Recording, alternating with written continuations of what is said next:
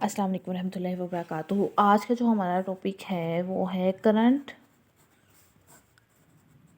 Density,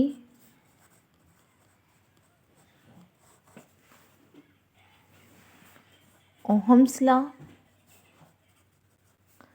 and equation of continuity.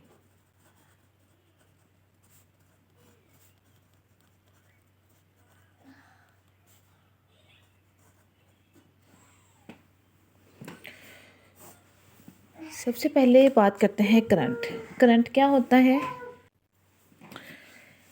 Current का तो आप लोग पहले पढ़ चुके हुए हो, ठीक है।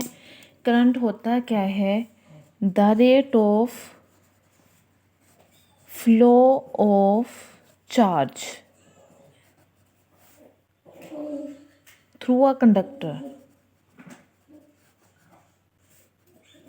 किसी कंडक्टर में जब कोई चार्ज फ्लो करता है तो उसको हम कहते हैं कि करंट।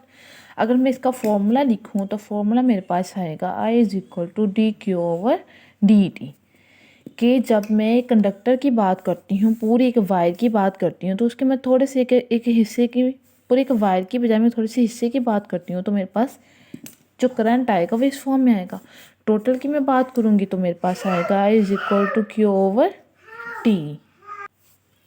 इसकी मैं यूनिट की बात करती हूँ तो इसका यूनिट है कूलम, इसका यूनिट है सेकंड, तो इसका यूनिट होगा कूलम पर सेकंड, या दूसरे लफ्ज़ों में जो करंट का यूनिट है वो होगा एम्पियर, ठीक है।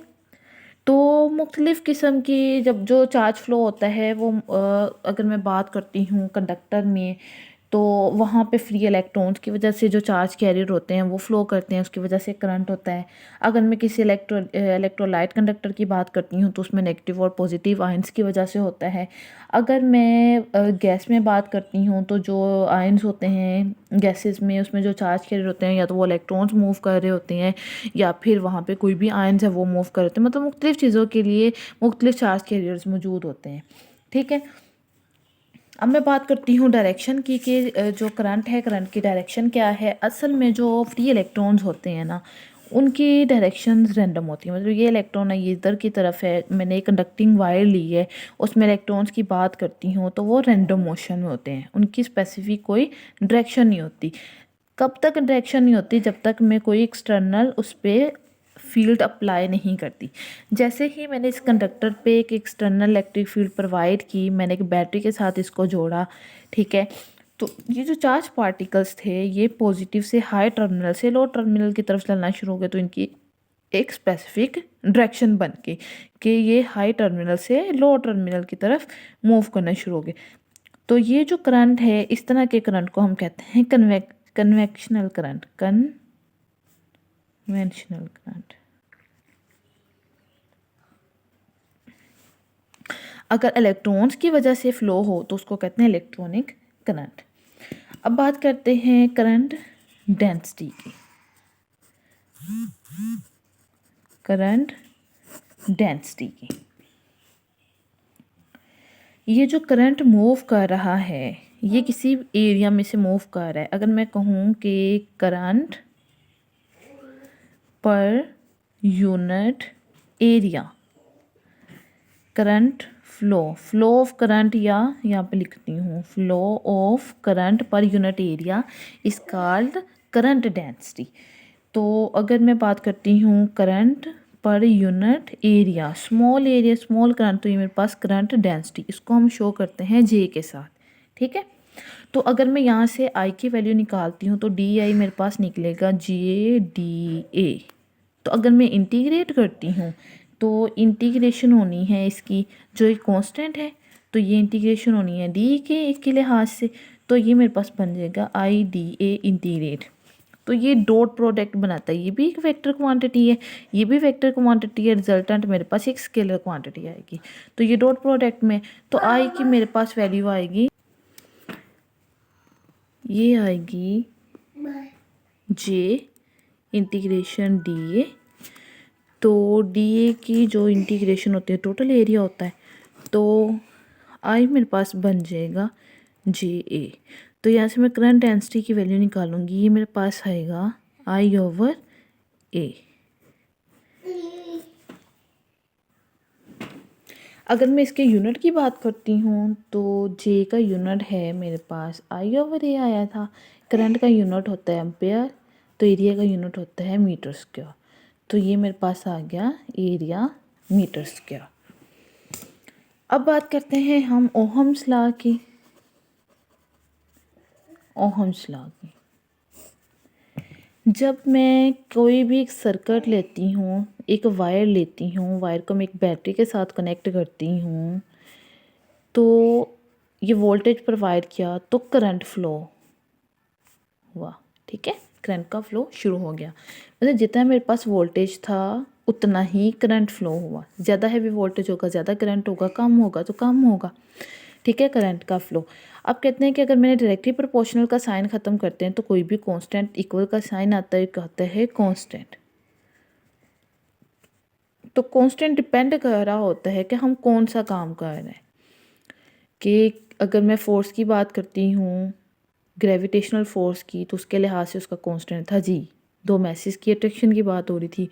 कूलम्स लॉ की बात करती हूँ तो वहाँ पे उसका कांस्टेंट था के। और न्यूटन्स लॉ की बात करती हूँ वहाँ पे जो के उसकी वैल्यू कुछ और थी। यहाँ पे इसके लिहाज से जो इसका कांस्टेंट है वो आएगा आर। आर मेरे पास क्या है, ये मेरे पास है रेजिस्टेंस। रेजिस्टेंस क्या है, रेजिस्टेंस हमारे पास है ओपोजिशन फ्लो ऑफ चार्जेस।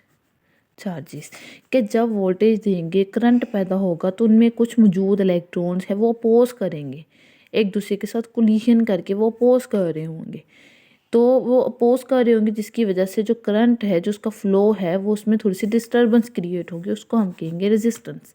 तो ये मेरे पास है ओहम्स लॉ। अगर मैं इसके यूनिट की बात करती हूँ, मैं रेजिस्टेंस की बात करती हूँ, ये मेरे पास है वोल्ट इनटू करंट। तो इसका यूनिट होता है वोल्ट्स, इसका यूनिट होता है एम्पेयर। तो ये होता है वोल्ट्स पर एम्पेयर जो कि ओहम की इक्वल है। ठीक है, ये है मेरे पास ओहम्स लॉ। अब मैं बात करती हूँ इक्वेशन ऑफ कंटिन्यूटी की। किसकी इक्वेशन ऑफ कंटिन्यूटी? ये continuity of current, continuity of current. एक हमने बर्नौलीस इक्वेशन में पढ़ी थी ना, कंटिन्यूटी, वो फ्लो की कंटिन्यूटी थी। अब यहाँ पे बात कर रहे हैं कंटिन्यूटी ऑफ करंट, करंट की कंटिन्यूटी क्या है। ठीक है, अब मैं एक वॉल्यूम इमेजिन करती हूँ एक्स वाई जी प्लेन पे। ये एक्स है, ये वाई है, ये जी है। मैं कहती हूँ कि ये मेरे पास एक वॉल्यूम है। ठीक है, वॉल्यूम है, वॉल्यूम वी। इसमें चार्ज है क्यू चार्ज, इसमें क्यू चार्ज पार्टिकल्स हैं। यहाँ पे चार्ज कैरियर है, यहाँ पे इलेक्ट्रॉन्स हम ले लेते हैं सपोज। ठीक है, अच्छा, अब जो चार्ज पार्टिकल्स हैं वो यहाँ पे है क्यू। अब ये वॉल्यूम है। अगर मैं यहाँ पे वॉल्यूम चार्ज डेंसिटी की बात करती हूँ तो वॉल्यूम चार्ज डेंसिटी मेरे पास आएगी d q over d v, d q over d v. तो यहाँ से अगर मैं डी क्यू की वैल्यू निकालूँ तो डी क्यू मेरे पास आ जाएगा ये वॉल्यूम जो है वॉल्यूम चार्ज डेंसिटी ये। अगर मैं यहाँ पे क्यू की बात करती हूँ तो इंटीग्रेट आ जाएगी, इंटीग्रेशन किसकी होगी, वॉल्यूम के लिहाज से है ये बन जाएगा रो डी वी। अच्छा, अब यहाँ पे जो चार्ज है इस वॉल्यूम से मूव कर रहे हैं, फ्लो हो रहा है। ठीक है, फ्लो हो रहा है। अब जो चार्ज पार्टिकल हैं फ्लो होने की वजह से जब फ्लो हो रहे हैं तो मैं कहूँगी, तो जब चार्ज का फ्लो है उसको मैं कहूँगी कि करंट है, D q over d T. अच्छा, अब ये फ्लो कर रहे हैं, फ्लो करने की वजह से इस वॉल्यूम से वो निकल रहे हैं बाहर की तरफ, वो डिक्रीज है। जो चार्ज का फ्लो है, जो चार्ज कैरियर्स में, वो डिक्रीज हो रहे हैं। इस वजह से मैं यहाँ पे नेगेटिव का साइन लगाऊंगी।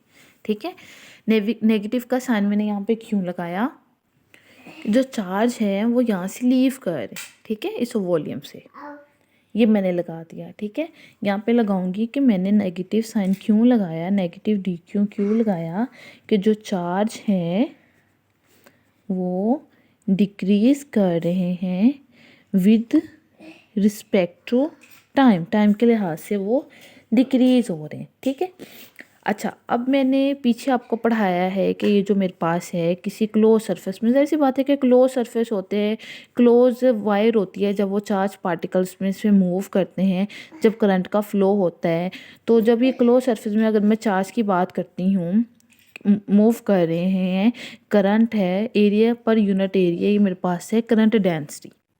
अब ये क्लोज सरफेस में मूव कर रहे हैं तो यहाँ पे मैं आई की वैल्यू लगाऊंगी। मेरे पास आई किसकी इक्वल होगा, क्लोज सरफेस के लिए मेरे पास जी डॉट डी ए के, ठीक है, डी ए या डी ए ले लो या डी एस ले लो, दोनों में से मैं कुछ भी कह दूंगी। अच्छा, ये है in term of current density, current density की बात यहाँ पे। अब ये किसी वायर में है, वो क्लोज है, तो मैंने इसके क्लोज का निशान लगा दिया, ठीक है, क्लोज सरफेस के लिए। अब मैंने इसको इक्वेशन 1 कह दिया, इसको मैंने इक्वेशन 2 बोल दिया। अब मैंने दोनों को कंपेयर कर दिया, मैंने बोला कंपेयर इक्वेशन 1 एंड 2। मैंने कंपेयर किया इन दोनों इक्वेशंस को, तो ये आई की जगह पे मैंने लगा दिया क्लोज पर charge density dot D A, ठीक है, एरिया के लिहाज से ये फिर मेरे पास बन गया negative D q over d T. अब मैंने डी क्यू की वैल्यू यहाँ पे लिखी हुई थी, इसको मैंने इक्वेशन ए कह दिया, ये इक्वेशन स्टार कह दिया, ये मैंने पुट कर दी इस इक्वेशन में। तो ये मेरे पास इक्वेशन बन गई जे डॉट डी ए, ये मेरे पास बन गई negative D over d T, मैंने अलहदा कर दिया। ये मेरे पास बन गई क्यू की जगह पे मैंने लगा दिया रो डी वी, ठीक है। अब जो ये इक्वेशन है, ये जो लेफ़्ट साइड पे है, अगर मैं इस पे अप्लाई करूँ डाइवर्जेंस थ्योरम, मतलब मैं इस पे अप्लाई कर रही हूँ गॉसेस डाइवर्जेंस थ्योरम, तो मैं कहूँगी रो जे डॉट डी ए, ये एरिया के लिहाज से ये सरफेस इंटीग्रल है, ठीक है, तो ये मैं कह दूँगी इसको, ये वॉल्यूम के लिहाज से क्लोज उसका इंटीग्रल वो बन जाएगा।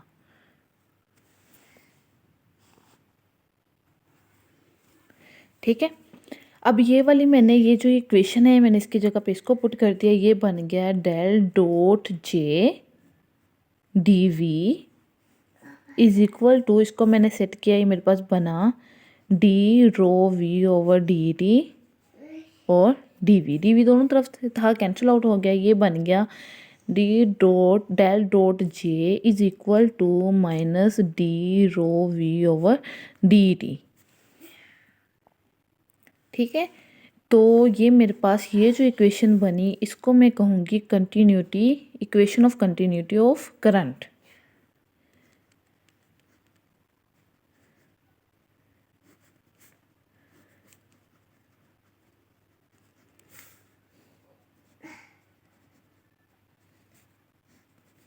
ऑफ करंट, तो ये मेरे पास है करंट डेंसिटी और ये मेरे पास है जिस वॉल्यूम से चार्ज ऑफ फ्लो हो रहे थे, वो लीव कर रहे थे, तो वहाँ पे उसकी जो वॉल्यूम चार्ज डेंसिटी है वो डिक्रीज़ हो रही थी।